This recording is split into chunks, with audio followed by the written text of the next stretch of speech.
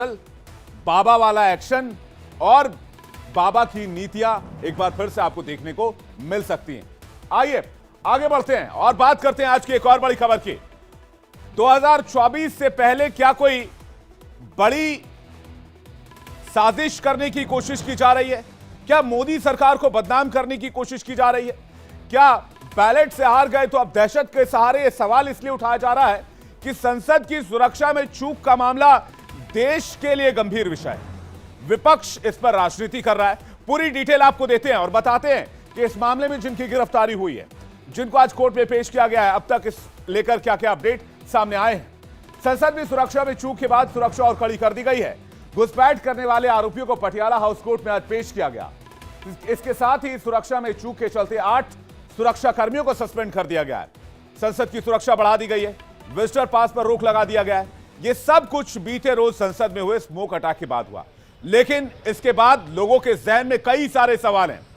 10 सुलगते सवाल मैं जल्दी से आपके सामने रखता हूं, जल्दी से लेकर आइए। आखिर देश के अलग अलग लोग कैसे एक मकसद के लिए इकट्ठा हुए? सबसे बड़ा सवाल ये 6 कैरेक्टर देश के 6 अलग अलग राज्यों से आते हैं जिनके इस मामले में संलिप्तता की बात की जा रही है। सवाल नंबर 2, क्या ये लोग एक दूसरे को पहले से जानते थे, और जानते थे तो कितने पहले से जानते थे? सवाल नंबर 3, किसके इशारे पर ये चल रहे थे? इनका मास्टरमाइंड कौन है? सवाल नंबर 4, इस साजिश को फंड कौन दे रहा था? क्योंकि कोई दिहाड़ी पर काम करने वाला मजदूर है, कोई ई रिक्शा चलाने वाला है। ये लोग गुड़गांव के हाउसिंग बोर्ड कॉलोनी के एक मकान में कैसे रह रहे थे? सवाल नंबर 5, इस हमले का लंदन कनेक्शन क्या है? सवाल नंबर 6, क्या ललित झा इस हमले का मास्टरमाइंड है? सवाल नंबर 7, क्या यह हमला किसी बड़े हमले के पहले की साजिश तो नहीं है? सवाल नंबर 8, आखिर पीले रंग का स्मोकी क्यों चुना गया? सवाल नंबर 9, हमले की प्लानिंग कितने दिन पहले से की गई थी? और आखिर में सबसे बड़ा सवाल, क्या 2024 के लोकसभा चुनाव से पहले मोदी सरकार को बदनाम करने की यह इंटरनेशनल साजिश का हिस्सा है? क्या यह इंटरनेशनल टूल किट है जो एक बार फिर से एक्टिव हुआ है? इन सारे सवालों की पड़ताल करेंगे, लेकिन सबसे पहले उस खुलासे की बात करेंगे जो एक्सक्लूसिव हमारे पास आई है। खुलासा यह हुआ है कि आरोपी पीएम मोदी को मिसिंग दिखाना चाहते थे। प्रदर्शन करने वाले आरोपी के हाथ में पोस्टर भी था जिसमें प्रधानमंत्री को लेकर टिप्पणी की गई थी। लिखा गया था पीएम मोदी मिसिंग है, जो उन्हें ढूंढ कर लाएगा उन्हें स्विस बैंक से इनाम दिया जाएगा। संसद में हमले की साजिश किस तरह से डिकोड हुई अब आपको बताते हैं।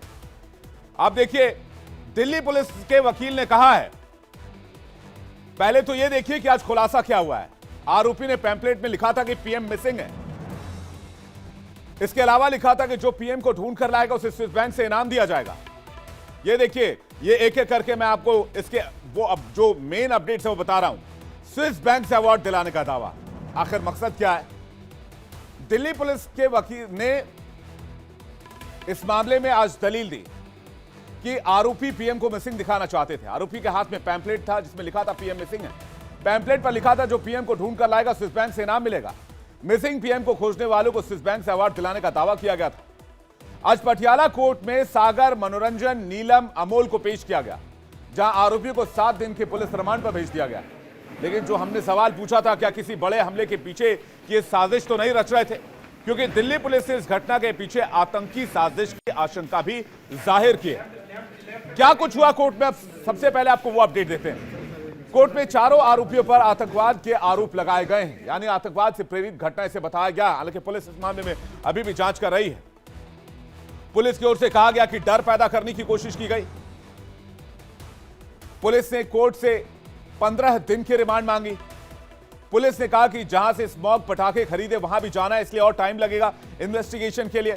15 दिन की रिमांड चाहिए। कोर्ट ने पुलिस को 7 दिन की रिमांड दी। साथ में कोर्ट ने यह भी कहा कि जरूरत पड़ने पर रिमांड बढ़ा भी सकते हैं। सुनिए दिल्ली पुलिस के वकील अतुल श्रीवास्तव क्या कुछ कह रहे हैं।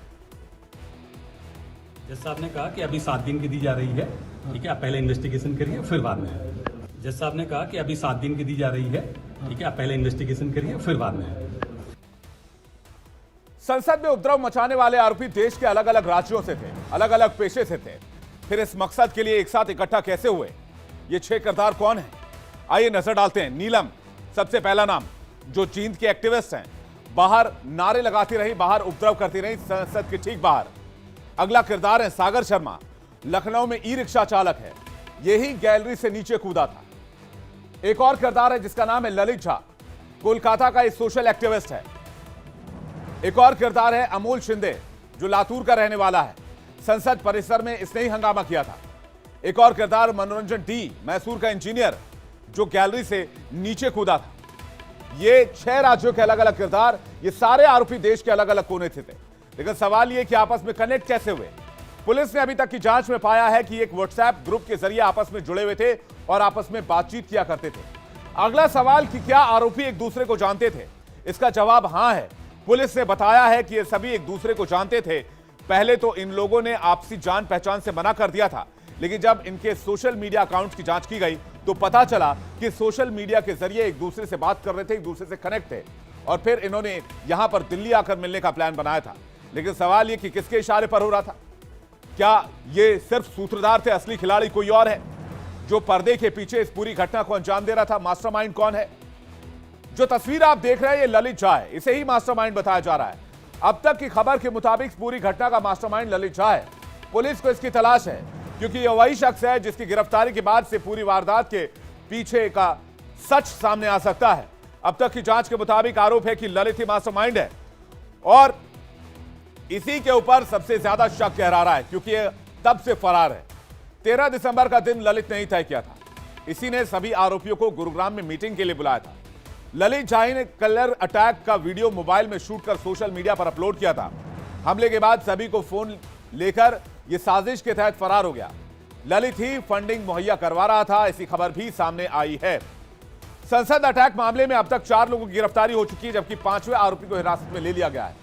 वहीं इस कांड के 6ठे आरोपी ललित झा अब तक पुलिस की गिरफ्त से बाहर है। लेकिन अब इसमें लंदन कनेक्शन भी सामने आ रहा है। यह लंदन कनेक्शन क्या है? इस घटना का लंदन कनेक्शन सामने आया। संसद में उपद्रव मचाने वाले सागर शर्मा के जिस रिश्तेदार विक्की शर्मा को दिल्ली पुलिस ने अपने साथ हिरासत में लिया है, उसका कनेक्शन लंदन में रहने वाले एक परिवार से बताया जा रहा है। विक्की का परिवार जिस मकान में रहता है, उसके मालिक लंदन में रहते हैं। मकान मालिक उसके खाते में पैसे भी डालते हैं। मकान मालिक की ओर से मिलने वाला पैसा ही विक्की की आमदनी का जरिया है। पुलिस उसके संबंधों को खंगालने में जुटी है, यानी फंड का एक जरिया यह भी हो सकता है। सुनिए गुरुग्राम में विक्की के पड़ोसी क्या कुछ कह रहे हैं। पॉलिटिकल तो ये था ही नहीं, मैं वही बता रहा हूँ, ये पॉलिटिकल था ही नहीं। ये तो सिर्फ और सिर्फ एक दारू की कल था बस। पॉलिटिकल तो ये था ही नहीं, मैं वही बता रहा हूँ, ये पॉलिटिकल था ही नहीं। ये तो सिर्फ और सिर्फ एक दारू। आतंकी पन्नू ने इन आरोपियों को 10 लाख रुपए देने का ऐलान किया है। उसने इस मामले में मैसेज देते हुए कहा कि वो आरोपियों को 10 लाख की कानूनी सहायता देगा।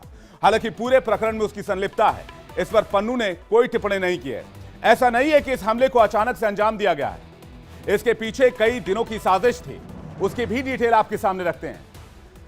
क्या डिटेल है? दरअसल 2022 में तकरीबन 1.5 साल पहले सभी आरोपी मैसूर में मिले थे। यह जानकारी, यह खुलासा सामने आया। मार्च 2023, 9 महीने के बाद सभी आरोपी की फिर से मुलाकात हुई। मार्च 2023 में संसद में अराजकता फैलाने का प्लान तैयार किया गया। मार्च 2023 में बजट सत्र के दौरान संसद की रेकी की गई थी। मार्च 2023 में ही मनोरंजन को रेकी के दौरान पता चला कि जूतों की जांच ठीक से नहीं होती है। जुलाई 2023 में सागर लखनऊ से आया, लेकिन वो संसद भवन के अंदर जा नहीं पाया, यानी कि इसके पहले भी अटेम्प्ट किए जा चुके थे। जुलाई 2023 में सागर ने संसद भवन के बाहर की रेकी की। 10 दिसंबर को सभी आरोपी फिर दिल्ली पहुंचे और मनोरंजन फ्लाइट से दिल्ली आया। 10 दिसंबर को ललित झा सहित सभी आरोपी गुरुग्राम में विक्की और वृंदा के घर पर पहुंचे। 10 दिसंबर अमोल शिंदे महाराष्ट्र से स्मोक बम लेकर आया। 13 दिसंबर सागर ने सुबह करीब 9 बजे सांसद प्रताप सिम्हा के पीए से पास लिया। 13 दिसंबर को सभी आरोपी इंडिया गेट पर मिले। अमोल ने सभी को स्मोक पटाखे बांटे और 13 दिसंबर को सागर शर्मा और मनोरंजन डी दोपहर 12 बजे सदन में दाखिल हो गए और विजिटल गैलरी में पहुंच गए। जैसे ही हंगामा हुआ, ललित सबके मोबाइल लेकर वहां से भाग गया और ललित को ही अब मास्टरमाइंड बताया जा रहा है। लेकिन एक और सवाल लोगों के मन में है कि आखिर पीला स्मॉग ही क्यों चुना गया। दिल्ली पुलिस इस एंगल से भी मामले की जांच कर रही है कि कहीं इसका कोई खालिस्तानी कनेक्शन तो नहीं है। लोकसभा चुनाव से पहले सरकार को बदनाम करने को क्या कोई साजिश थी? ये इस घटनाक्रम का सबसे बड़ा सवाल है। अगले साल देश में लोकसभा चुनाव होने वाले, एक सवाल यह भी कि क्या चुनाव से पहले मोदी सरकार को बदनाम करने की कोशिश की जा रही है? क्या यह कोई इंटरनेशनल टूलकिट का हिस्सा है? क्योंकि कल ही हमने आपको दिखाया था कि किस तरह नीलम कांग्रेस के लिए वोट मांग रही थी। हालांकि यह वीडियो काफी पुराना है। आज संसद में भी इस मुद्दे पर खूब हंगामा देखने को मिला। कार्यवाही शुरू होते ही विपक्षी सांसदों ने संसद सुरक्षा चूक मामले में जमकर हंगामा किया। लोकसभा से विपक्षी पार्टियों के 13 और राज्यसभा से 1 सांसद को पूरे सत्र के लिए सस्पेंड कर दिया गया।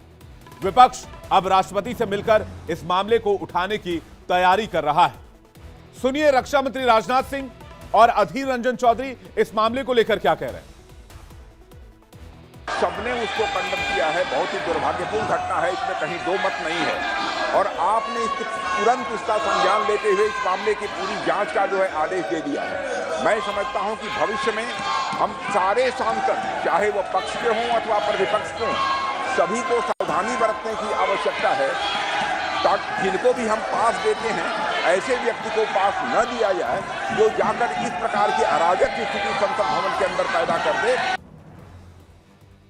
जल्दबाजी में पुराना मतलब सदन को छोड़कर नए संसद भवन, पुराना संसद भवन छोड़ो, नया संसद भवन चलो, ये सारे करने का पहले ये सोचना चाहिए था कि कहाँ कहाँ हमें क्या क्या करना चाहिए। और इसके चलते इन लोगों की जल्दबाजी के चलते आज इस घटना इस तरीके के अंजाम होने में सफल हुई है। नहीं तो ये घटना नहीं घटने वाले थे।